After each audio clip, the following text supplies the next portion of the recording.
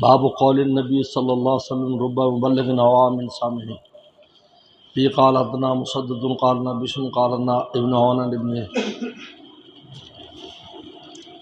سیرین عن عبد الرحمن بن بکر نبی رضی اللہ تعالی عنہ قال ذکر نبی صلی اللہ علیہ وسلم قعد علی بعیر وامسک انسان بختان وبزمام قال ای یوم هذا فسکرنا حتى ظننا الناس يسمي سوى اسمه قال ليس يوم النحر قلنا بلا قال فأي شهر هذا فسكتنا حتى ظننا الناس يسمي بغير اسمه قال ليس بذي الحجة قلنا بلا قال فإن دماءكم وأموالكم وأعراضكم بينكم حرام كحرمة يومكم هذا في شهركم هذا في بلدكم هذا يبلغ الشاهد الغائب فإن الشهد عسى يبلغ من أوعى له منه۔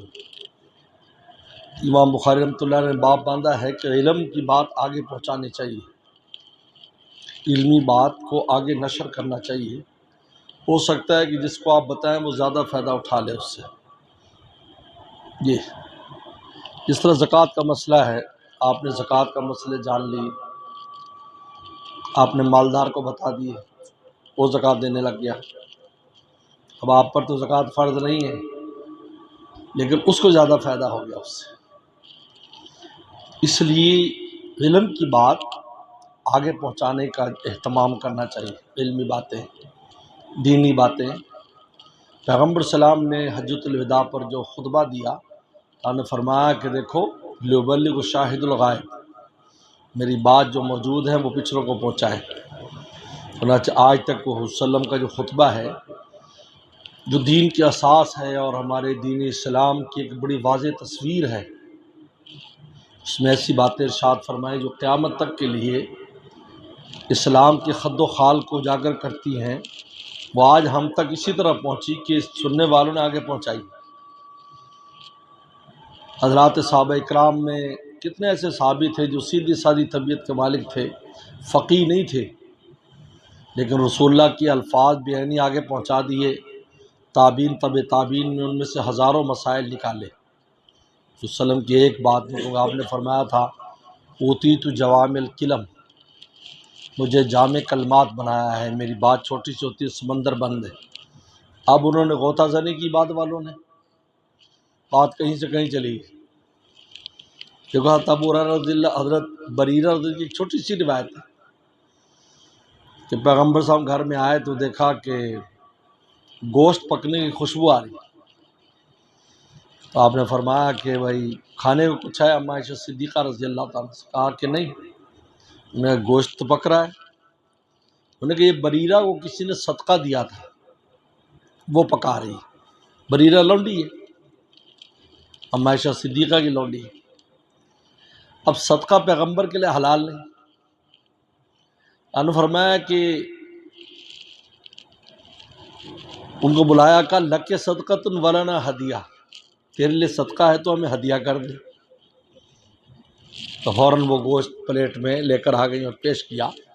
اب اس سے تقریباً 1000 مسائل فقہا نے نکالے ہیں کہ جب ایک چیز کسی کی ملکت میں چلی جاتی تو اس کی حیثیت بدل جاتی ہے۔ ایک غریب آدمی کو کوئی زکوٰۃ دیتا ہے مستحق کو، اب جب اب اس جانے کے بعد اس کی حیثیت بدل گئی، اب وہ زکوٰۃ نہیں رہی، وہ مالک ہے، وہ اس سے کوئی چیز خریدے، کسی امیر آدمی کو کھلائے پلائے، کسی غریب کو کھلائے، کوئی چیز خریدے، دکاندار سے لے، سب جائز ہے۔ تو یہ اس لیے آپ نے فرمایا کہ علم کی بات آگے پہنچاؤ، ہو سکتا ہے کہ اگلے والا اس سے زیادہ فائدہ اٹھانے والا ہو۔ فرما رہے ہیں باب ہے، اس نے فرمایا رب مبلغ عوام صاحن، بہت سے مبلغ لام کے فتح سے، جن کو بات ایک ہوتا ہے مبلغ، لام کے کسر سے بات پہنچانے والا، مبلغ جس کو پہنچائی جائے، عوام سامعین، وہ سننے والے سے زیادہ اس کی حفاظت کرنے والا ہو، اس کی یعنی اس سے فائدہ اٹھائے اور اس کو اپنے کام میں لائے اس بات کو۔ اس لیے مطلب آپ کے کام کی بات نہیں ہے، آپ نے سن لی، لیکن آپ نے آگے نقل کی تو کوئی ایسا آدمی جو بیچارہ ضرورت مند تو اس کو اس بات سے فائدہ ہو گیا، اس نے اس کو اپنے کام میں لایا اور اس کو بہت فائدہ ہو گیا، آپ کی ضرورت کی نہیں تھی۔ یہ بہت باتیں دنیا میں ایسی ہوتی ہیں میرے آپ کی ضرورت کی نہیں ہوتی، لیکن دین کی بات، لیکن جب انسان بات کرتا ہے بہت سے لوگ کہتے ہیں یار ہمیں ضرورت تھی، راستہ نہیں مل رہا تھا، یہ ہمیں گائیڈنس مل گئی، اس سے ہمیں یہ راستہ مل گیا، تو میرے آپ کی ضرورت کی نہیں تھی۔ یہ صحت مند آدمی کو جو ہے بیماری کی باتوں کی ضرورت نہیں ہے، لیکن اگر کوئی ایسا نسخہ ہے، ایسی کوئی بات ہے تو بیمار کو فائدہ ہو جائے گا یا نہیں ہے؟ یہ اسی طرح دین کی باتیں ہیں، بہرحال یہ دینی باتوں کے لیے خصوصاً تاکید ہے۔ روایت نقل کر رہے ہیں کہ پیغمبر اسلام ابو بکر رضی اللہ تعالیٰ عنہ نے ذکر نبی صلی اللہ علیہ وسلم کا ذکر کیا، حج وداع کا ذکر ہو رہا ہے، قعد علی بعیرہ کہ آپ ایک اونٹ پر بیٹھے، ہم سکا انسان بختام بزمامی، ایک شخص نے اونٹ کی لگام پکڑی ہوئی تھی، قال ای یوم ھذا، صحابہ سے پوچھا کون سا دن ہے، صحابہ خاموش ہو گئے، ہم نے سمجھا شاید نام بدل دیں گے آج کا، یوم النہر یا نوم النہر نہیں، یعنی 10 تاریخ تھی، یہ 10 کا خطبہ ہے۔ قال قلنا بلا، قال لا شہر ھذا، یہ کون سا مہینہ ہے، سکتنا، ہم خاموش ہو گئے، حتی ظننا سمی بغیر اسمی، کہا کہ شاید نام تبدیل کر دیں، قال لیس بذی الحجہ، ذی الحجہ نہیں، قلنا بلا، قال ان دماءکم و اموالکم و اعراضکم بینکم حرام حرمت یومکم ھذا فی شہر ھذا فی بلدکم ھذا، کہا کہ تمہارے مال، تمہاری جانیں، مال، عزتیں تم میں ایسے حرام ہیں جیسے آج کا دن حرمت والا ہے، شہر حرمت والا ہے، اور مہینہ حرمت والا ہے، جس طرح اس کی حرمت، اس طرح تمہاری عزتوں کی حرمت ہے ایک دوسرے کے لیے، اور اس طرح تمہارے خونوں کی حرمت اور مال کی حرمت ہے، یعنی اجازت نہیں ہے جس طرح یہ دن اور یہ وقت اور یہ مقام حرمت والا ہے اللہ کے ہاں، اس طرح تمہاری یہ چیزیں حرمت والی ہیں، لہذا کسی کا بلا وجہ جو ہے نا خون کرنا ہے، اور کسی کے مال پر تعدی کرنا اور کسی کی عزت پر تعدی کرنا حرام ہے، جس طرح وہ ان جگہوں پر کوئی حرام کام کرنے کی اجازت نہیں ہے، عام حلال چیزیں بھی وہاں حرام ہو جاتی ہیں، حرام باندھتا تو حلال چیزیں بھی حرام ہو جاتی ہیں۔ آگے پھر فرمایا فلیبلغ الشاہد الغائب، شاہد غائب کے پاس پہنچائے، فإن شاہد آسان یبلغ من وعى منہ، شاید کہ میرے پاس سننے والا اس شخص کو پہنچا دے جو زیادہ یاد کرنے والا۔ باب العلم قبل القول والعمل، امام بخاری رحمۃ اللہ علیہ بہت اہم بات لائے ہیں کہ علم قول اور عمل سے پہلے ہے، پہلے علم ہے پھر قول اور عمل ہے، آدمی کوئی عمل کرتا ہے اس سے پہلے اس کو اس کا علم ہونا چاہیے، کوئی بات کرتا ہے اس کے بارے میں اس کی پورا علم ہونا چاہیے۔ یہ آج کے جو چلتی چلائی ہم اڑاتے ہیں یہ قطعاً جائز نہیں، حدیث میں آتا ہے 2 جھوٹوں میں سے یہ بھی جھوٹا ہے، جو چلتی چلائی بات آگے بڑھا دیتے لوگ۔ علم چاہیے، اور علم کے 2 چیزوں کو کہتے ہیں، یقین اور ظن غالب۔ علم نام ہے یقین کا یا ظن غالب کا، کہ آپ کا جو گمان ہے وہ اتنا غالب ہو کہ یقین کے قریب ہو، اس کو علم کہتے ہیں۔ وسوسہ، خیال، سنائی بات جس کے بارے میں کوئی یقین نہیں، اس کا علم نام نہیں ہے۔ لوگ کہتے ہیں مجھے تو کسی نے کہا تھا، بھئی کسی نے تو کہا تھا، جب آپ کا کام ہے کہ آپ اس کو تحقیق کرتے، اگر بات ٹھیک تھی تو آگے کرتے، وہیں ختم کر دیتے۔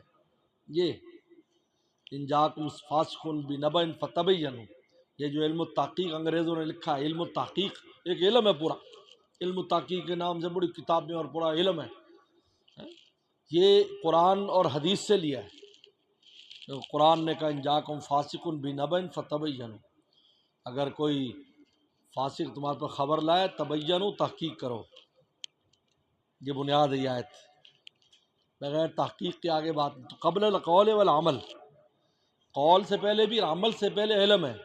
اب آیت پیش کرتے ہیں، فَاعْلَمْ أَنَّهُ لَا إِلَهَ إِلَّا اللَّهُ، فَبَدَأَ بِالْعِلْمِ، قرآن نے کہا فَاعْلَمْ، جان لو اللہ کے علاوہ کوئی معبود نہیں، پھر عمل ہے، ثُمَّ اسْتَغْفِرْ لِذَنبِكَ، اب اپنے گناہوں پر استغفار کرو، بالمؤمنین، ایمان والوں کے لیے، یعنی کلمہ پڑھنے سے پہلے کلمے کا یقین ہو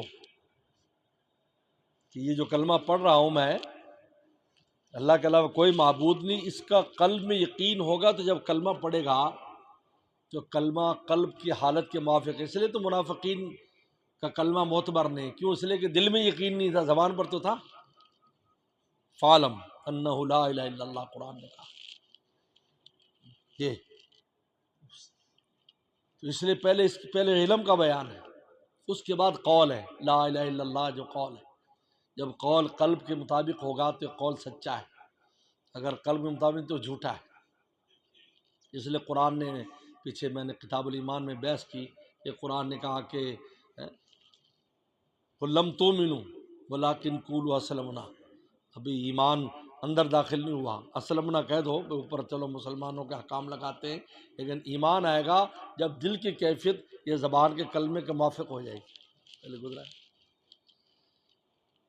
وَإِنَّ الْعُلَمَاءَ هُمْ وَرَثَةُ الْأَنْبِيَاء، فرمایا علماء ہی نبیوں کے وارث ہیں، اس لیے کہ نبوت علمی منصب ہے، عملی منصب نہیں، یاد رکھو یہ علمی منصب ہے، عملی منصب نہیں، لیکن علم کے ساتھ جب کوئی کام ہوتا ہے تو اس کا اجر زیادہ ہے۔ ورث علم، انہوں نے وراثت میں علم چھوڑا ہے، وَمَنْ أَخَذَ بِحَظٍّ وَافِرٍ، جو اس کو حاصل کر لے گا اس نے بہت بڑا حصہ حاصل کیا، یاد رکھو۔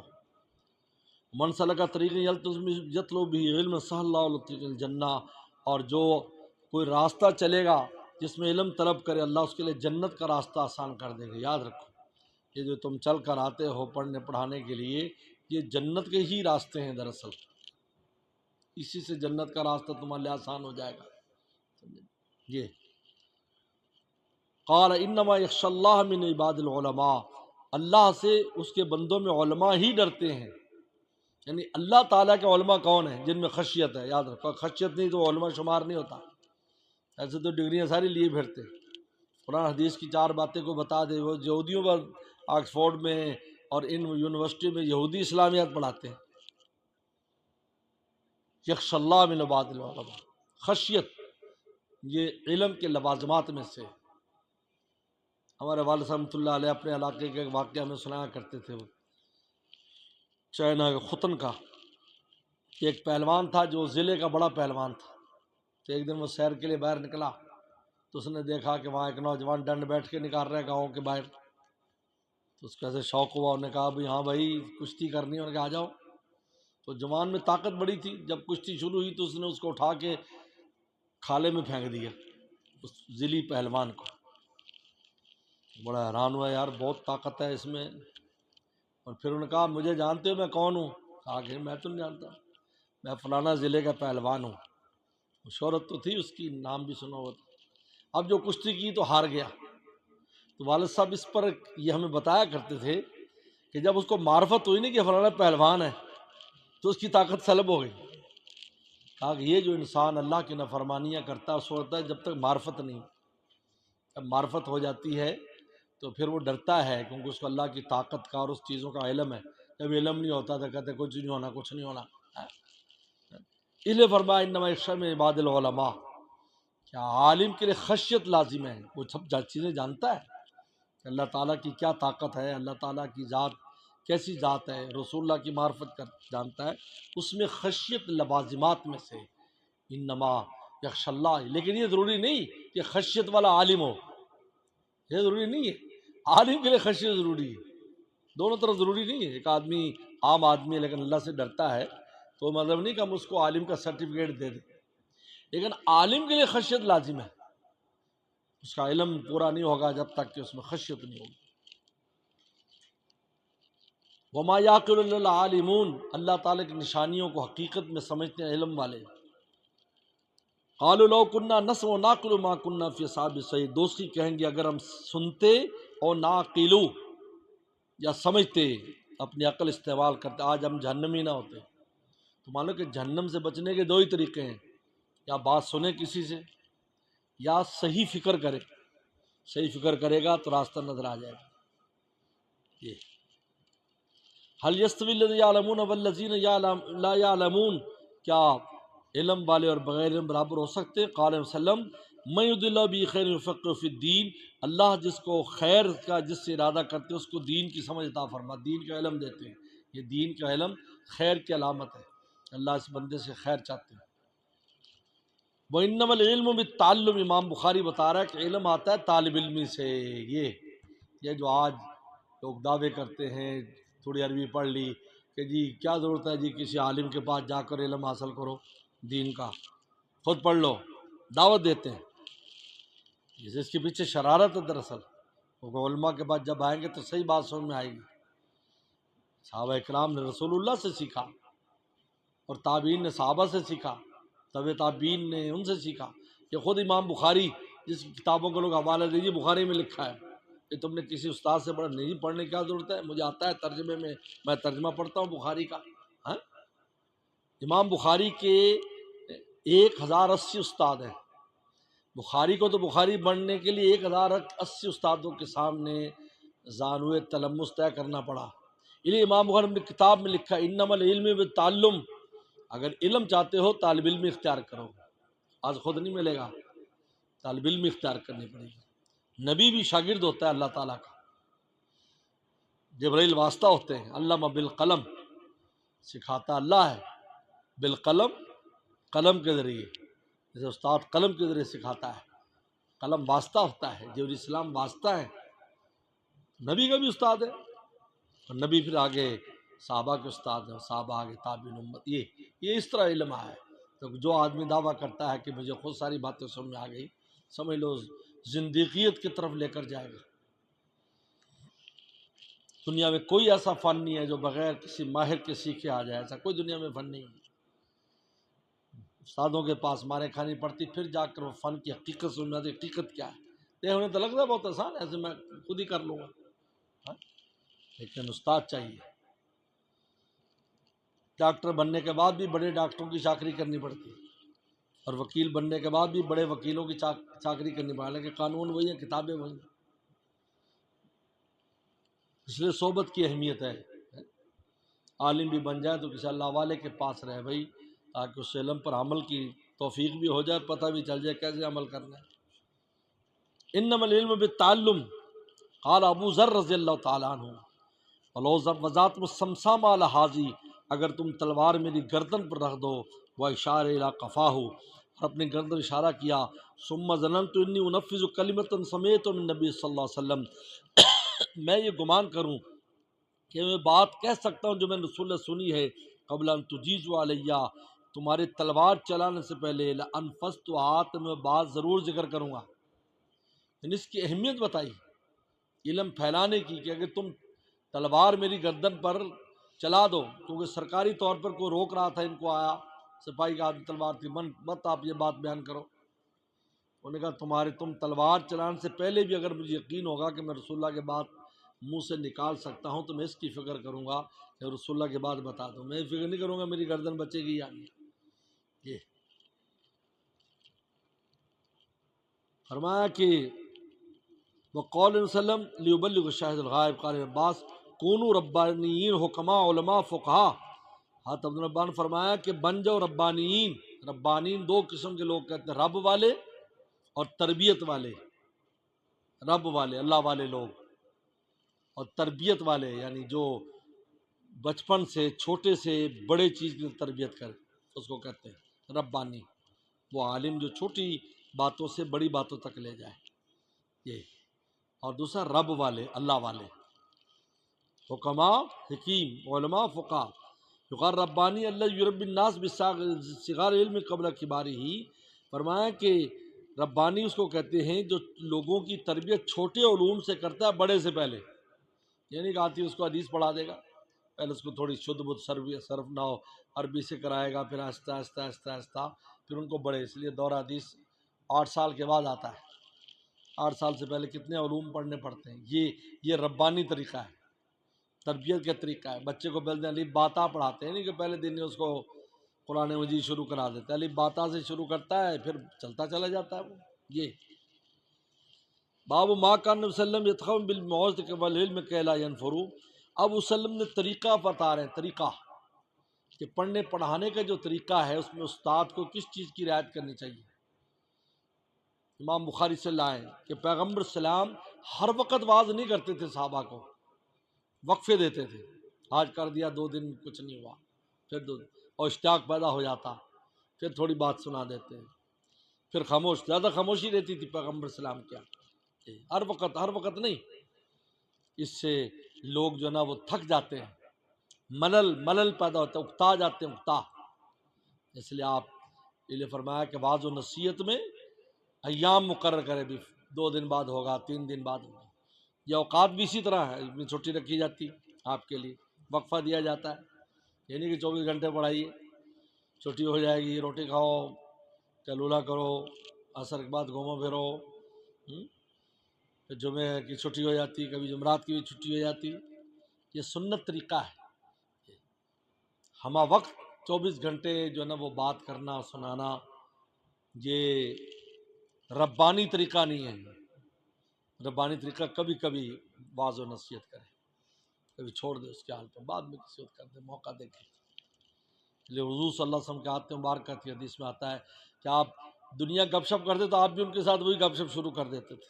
باغوں کی بات ہو رہی بھی، آج پھل آ رہے ہیں تو کیسے تیرے باغ میں کیسا، تو آپ بھی بیچ میں سنتے رہتے تھے. جب سب کہتے حضرت کوئی آخرت کی بات سنا دیں، پھر آخرت کی بات سنا دیتے. یہ اندازہ کیے. تو فرما رہے ہیں حنا محمد یوسف قال سبحان اللہ عامش وائل بن مسعود قال کان سلم یتخبلون بالموت. یتخبلون، تخبل کہتے ہیں وقفہ دے کر، وقفہ دے کر ہمیں باز کہتے تھے فی الیام، ایام میں، کرایت السامت علینا، ناپسند فرماتے تھے کہ ہم اکتا نہ جائیں. ہم کبھی کبھی بیان ہوتا تھا. حنا مسد محمد بشار قال یحیی بن سعید بن شعبۃ بن ابی طیار قال یسروا ولا تعسروا. فرمایا لوگوں کے لیے آسانیاں پیدا کرو، مشکل پیدا مت کرو، دین کو مشکل بنا کر پیش مت کرو.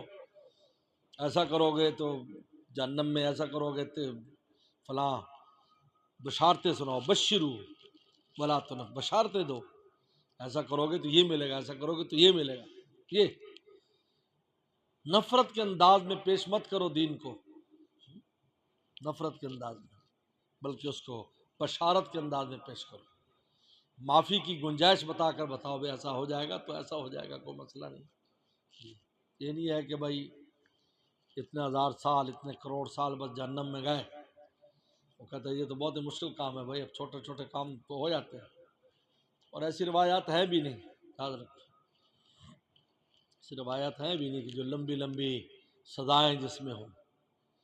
اس لیے بشارتیں سنا، بشروا ولا تنفروا، بشارت دلاؤ، نفرت نہ دلاؤ دین سے. ایسا عمل نہ کرو کہ دین سے لوگ متنفر ہوں. اس لیے کوشش کرنی چاہیے کہ بشارت کے انداز میں دین کی بات سنائے. تو کیا ملے گا آپ کو؟ اس پر مثبت بات سنا دیں. آہستہ آہستہ پھر وہ خود ہی منفی بھی سمجھ میں لگ جائے گا. جب اس کو اللہ تعالیٰ سے محبت ہو جائے گی تو اللہ کی ناراضگی سے ڈرنے لگ جائے گا. جب انسان کسی سے پیار ہو جاتا ہے پھر اس کی ناراضگی سے ڈرتا ہے. یہ بہت اونچا مقام ہے.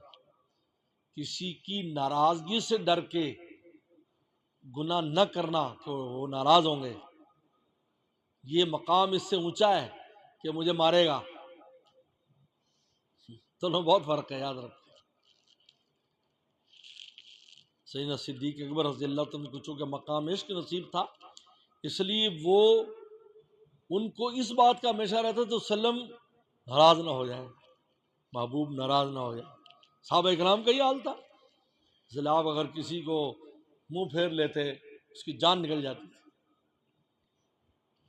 وسلم تو رحمت العالمین تھے، اس کیا سزا دیتے؟ کسی کو کان پکڑوانا تھا، الٹا لٹکانا تھا؟ نہیں، پتہ تھا کہ ناراضگی سے اس قدر کرتے.